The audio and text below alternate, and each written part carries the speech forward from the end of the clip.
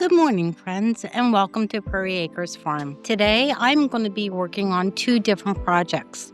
I'm going to be making homemade butter, and then I'm going to be making beeswax lotion bars. Now, the reason why I'm doing two projects today is because I have a very busy end of the week, and I want to get these videos out to you because they are incredibly easy and they don't require a lot of ingredients. So with that being said, as you all know, this has been a very heavy time for our nation. But for me personally, it's been a very sombering week. On Saturday would have been my daughter's 37th birthday. We lost her to cancer in December of 2013. And one of the things that I found that helps me to deal with the grief is to stay busy, but also scripture. So if you would allow me, I would like to read a couple passages that might help you to deal with grief, because none of us are immune from it. Whether you have lost a husband, a daughter, a son, a brother, a sister, it doesn't matter. We all grieve. So I would like to take this opportunity just to share with you. In Matthew 5, verse 4, it says, "Blessed are those who mourn, for they will be comforted." And I find that reassuring because I know that in my grief, whether it has happened very soon or like very recently, or whether it happened over many years, I know that Jesus Christ is there to comfort me regardless of when I have grieved. And he has really helped me to deal with it. But also in Psalms 34:17, it says, "The righteous cry out, and the Lord hears them. He delivers them from all their troubles. The Lord is close to the brokenhearted and saves those who are crushed in spirit. The righteous person may have many troubles, but the Lord delivers him from them all." So the Bible, as you can see, is very clear that even though I am a believer in Jesus Christ, I am not immune from troubles. I'm not immune from grief. I'm not immune from anything that everyone else experiences. As a matter of fact, Jesus has told us time and again in his word that persecution will come to those that believe in him because they hated him first. While I know that's just not very comforting, it does give me comfort to know that even in the midst of all of my troubles, regardless of what they are, that Jesus Christ is there with me to help me through it all. I just have to learn to rely on him, and sometimes that's very difficult. Even as a Bible-believing Christian, sometimes it's very difficult to trust in the Lord and to know and understand that he is there for us. So I would like to take this opportunity to invite you to search the word, search your heart, and to accept Jesus Christ as your Savior, because he is the way, the truth, and the life. And no man comes before the Father except through him. I shared that the other day, and I pray that you will find that compelling. All right, so let's get on to making some butter. So the other day, I had a lot of milk. As you know, I have a working farm. We have two Jersey cows, one that we are currently milking, and she gives us beautiful milk. She gives us beautiful cream. Now, in order to make butter, that's really all you need is cream. If you don't have a cow, you can make butter even with the whipping cream that you can buy in the store. My only advice on that would be to add in a little bit of the calcium chloride that you can get from cheesemaking.com or cheesemaker.com. And this is not a paid promotion or anything. It's just those are the two companies that I go through for my cheese making supplies. So when I made the cheese the other day, let me show you. I made Colby Jack. Now, to make Colby Jack, you have to make two different cheeses at the very same time. It is a very laborious process, but the results are phenomenal. They speak for themselves. It's very beautiful. And my cheese is darker than what you will find in the store because it is made with raw milk. Josie, my cow, her milk is much darker than my cow Carmen, and that is fine. So but this here's what the cheese looks like. Let me put this away. So to make butter, like I said, you need cream. So out of approximately 18.5 gallons of milk, I got just over 2 gallons of cream. I believe it was 2.5 gallons, and I used 4 cups of that cream to make the Colby Jack. So let me move my camera. So hopefully you can see. Now I make my butter in the Ninja. This here is a gift that my husband got me for Christmas, and it was probably one of the best gifts ever because I use it all the time. So what I have found though, so this here is a 8-cup food processor slash blender, and but in order to make the butter, I only fill it up to the 6-cup mark, because if I fill it up any higher, it will come over the sides, even though I lock it in place. So, as you can see, the cream is very thick, and I brought it to room temperature. So, what I do is I'll take the cream out of the refrigerator if I'm not going to do it right away, and I let it come to room temperature over about 6 to 8 hours. And so, I took this out right before I went to bed last night, because you can try and churn your butter when it's cold, but it's going to take a much longer time. It churns incredibly fast when it's up to room temperature. So let me show you. So this is going to get a little bit loud, and I'm going to try and bring you in with the camera, because you will notice as soon as this makes butter. So let me step back a little bit.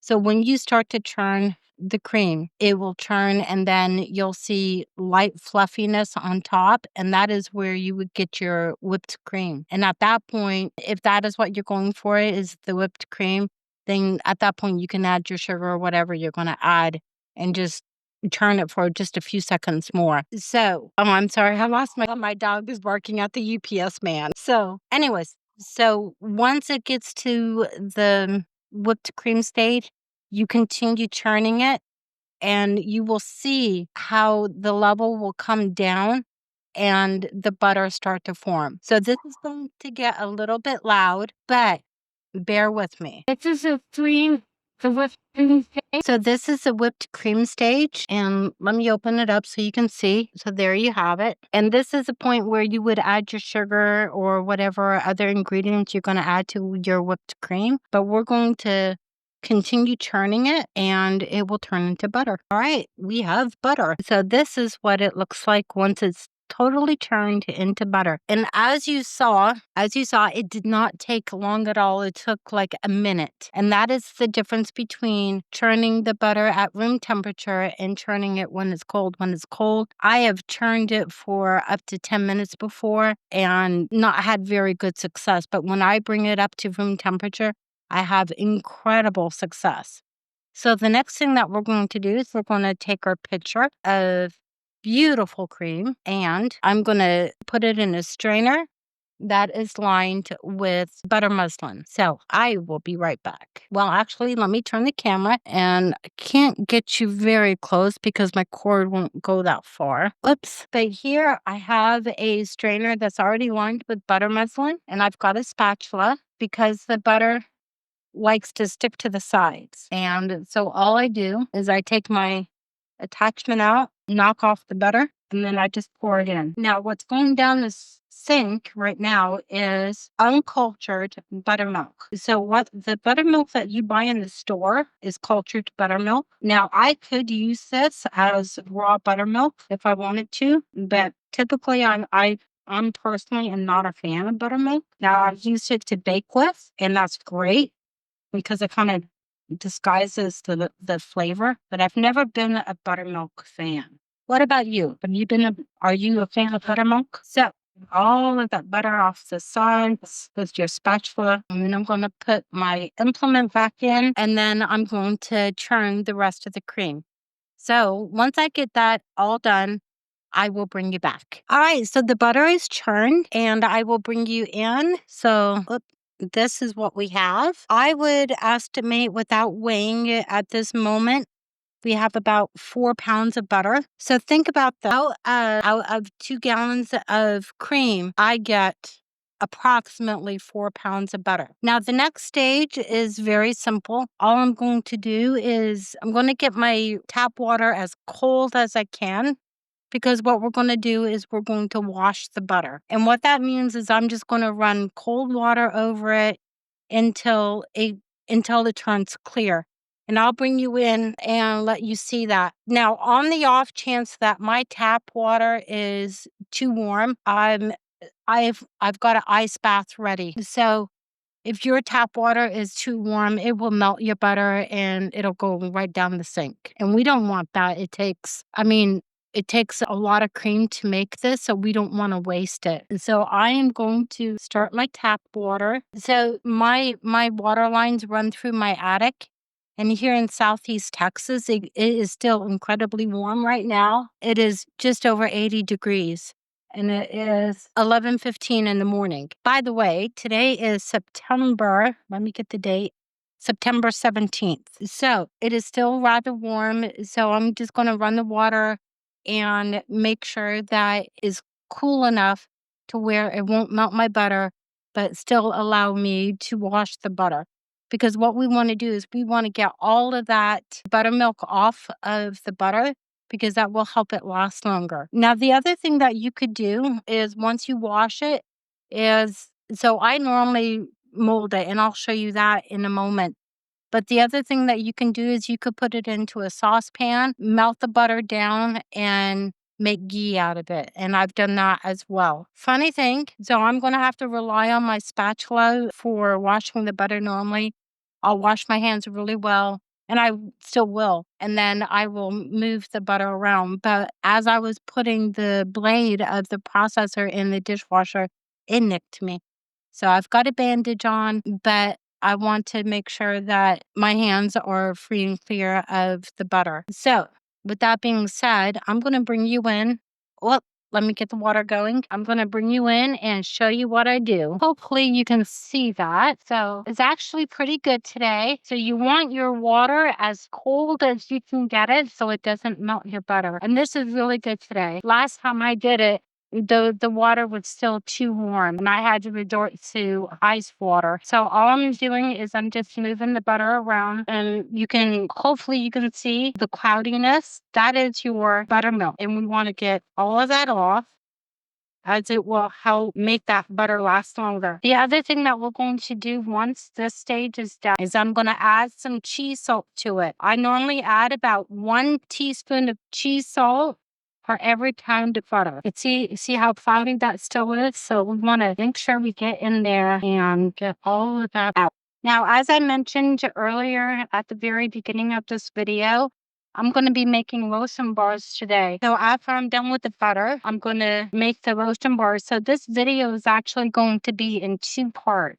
And all you do is just continue moving that butter around. So what the butter meshing does is it helps capture the butter so it doesn't go down my sink through the strainer hole. And what you're looking for is the water to become very clear or as clear as possible. You still might get a little bit of cloudiness, and for the most part, that's okay as long as you're adding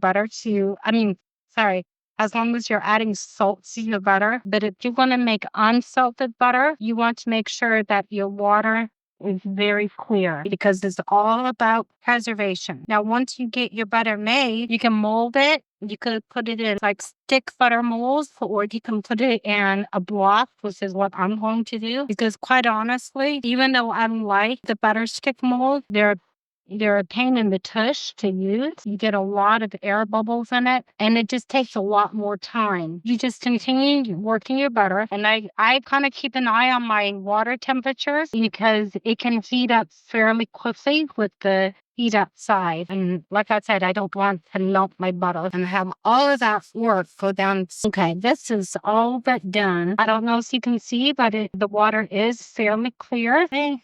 There's that. All right, so I buy my cheese salt in bulk because I use it not just for my cheese and my butter, but I also make my saturated brines when I'm making cheese. I make a saturated brine with it. So, like I said, I'm estimating that this is about 4 pounds. So I'm going to add 4 teaspoons of salt. I'm trying not get it. So if your salt is a little clumpy, try and break that up. All right. So now I'm just going to mix in the salt. So the salt also works to release any buttermilk or whey that is in your butter, which is a really good benefit. The other thing that you could do with butter once you get it made is you could add a little bit of honey to it and make a honey butter. You can add spices to it, such as cinnamon, nutmeg, cloves, any of those very beautiful aromatics or spices, I should say. You could make like a cilantro butter or a dill butter. I mean, there isn't any limit to what you can do with the butter. But my customers like it just plain. And I tell you what, as soon as people find out that I've got butter made, it's gone like within minutes. All right.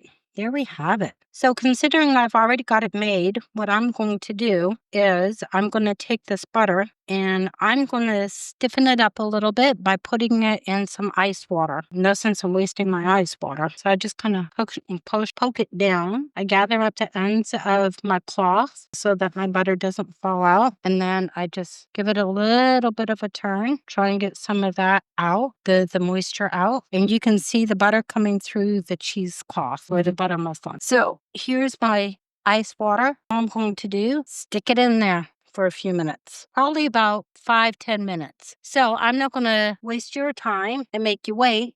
So we will come back when the butter has chilled down to where I can mold it. All right, so we are back and I have the butter all chilled. It really didn't take long, just a few minutes, because the water in my tap wasn't as warm as it usually is. So the first thing that I normally do when I am going to mold the butter, there are several different methods. As I mentioned one earlier, you could put this in a stick mold and put it in your refrigerator, let it get really hard. And then you can wrap it in what is called cheese paper. One side has got a waxy coating on it and the other side does not. And so you would put your butter down on the waxy side. Now, if you're going to use a butter press, this here is a butter press. I believe, yes, the cheesemaker.com is where I ordered this. And it's really just 2 parts.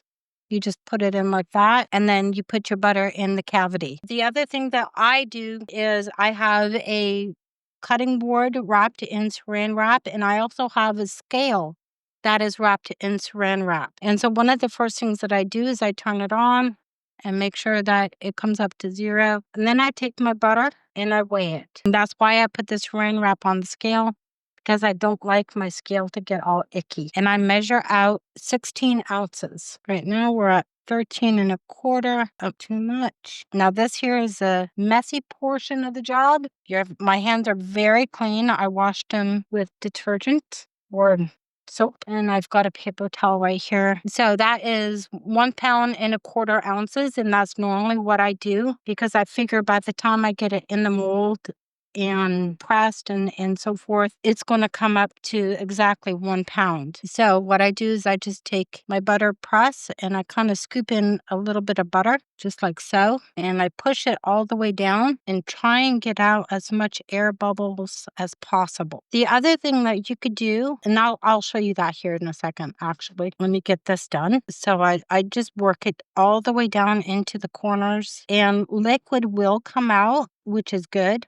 You want that liquid to come out, because after washing your after washing your butter, there is still going to be liquid trapped in it. And so it's not a bad thing for that to come out. So just be prepared for that if you try and do this on your own. And like I said, if you don't have access to raw cream like I do, you can use the store-bought cream. I would just add a little bit of the calcium chloride to it. And you can find the calcium chloride on the cheese making companies that I've mentioned, cheesemaker.com and cheesemaking.com. And I believe the cheesemaking.com is through New England Cheese Company. So as you can see, I'm just taking it not so much slow, but I want to make sure I get out as much air bubbles as possible. I don't always succeed in that. It depends on my butter and how fast I'm doing it. If I get impatient, then I get a little bit more air bubbles than I would like. And I try and get as much as the butter in this mold as possible. I really do like this mold. It's just sometimes it's a little awkward. Now, as you can see, the top is a little bit bulgy because it's a little bit more than what this here holds, and that's fine, because what we're going to do, let me get this butter off. This is why I do a little bit more than a pound, because I know that there's going to be residual butter on my spoon or my spatula, and I want to make sure I get as close to a pound, if not a little over a pound, because that is what people pay for. So all I do at this point is move this out of the way. So with my cutting board wrapped in plastic, I just sit it down, level it out a little bit. You don't want to press too hard, because if you do, the butter will come out through the sides, and you just lift it up just like so. And then what I do, I'll take the non-serrated part of a butter knife, and I just go right underneath and lift that off. And then I'll take the knife, get what was on that end, and put it on there. Because like I said, I like to try and get this as close to a pound, if not over a pound, and then I just kind of smooth it in there. And that is all there is to it. Now, the other thing that you can do, which I do when I'm in a really big rush, is I will get some parchment paper and I'll put my mold back together. Move that out of the way. So what I'll do is I'll turn my scale back on. We'll measure out another pound of butter. Perfect. 1 pound and 1/4 ounce. Let me move this out of the way. Now this here is what one would call, I guess, an Amish roll. I'm not positive. That it's just a roll of butter. Basically, I'm going to clean my spatula off with the butter knife. And then I'm going to take my scale and I'm literally just going to dump it on there. And then I'll take my spatula and I will move the ends in, just like so. And then I'll bring up the tail, bring it around. Now, normally I like my butter to be a little bit stiffer when I'm doing this method. That still works. And I into it, and just to let you see. Like I said, I normally like my butter a little bit colder so it doesn't stick so much. But once it chills in the fridge or the freezer, it's going to come right off. So, and then all I do is I just roll it back up, and there you have it. You got 1 pound roll of butter. So I'm going to continue working on the butter and getting it ready to get chilled, because I don't put the butter paper on the butter or wrap the butter in it until it is thoroughly chilled. It just helps it look nice. So basically. So I would like to thank you so much for joining me today in making butter. Like I said, you can make it on your own just using heavy whipping cream from the store. Just add a little bit of calcium chloride to it, like 1/8 of a teaspoon. You don't have to do that. But yeah, let me know in the comments if you try this, and let me know how it came out. I love pics. I will see you back here shortly once I get the butter made, and we'll do part 2 of the lotion bar. Thank you. Bye.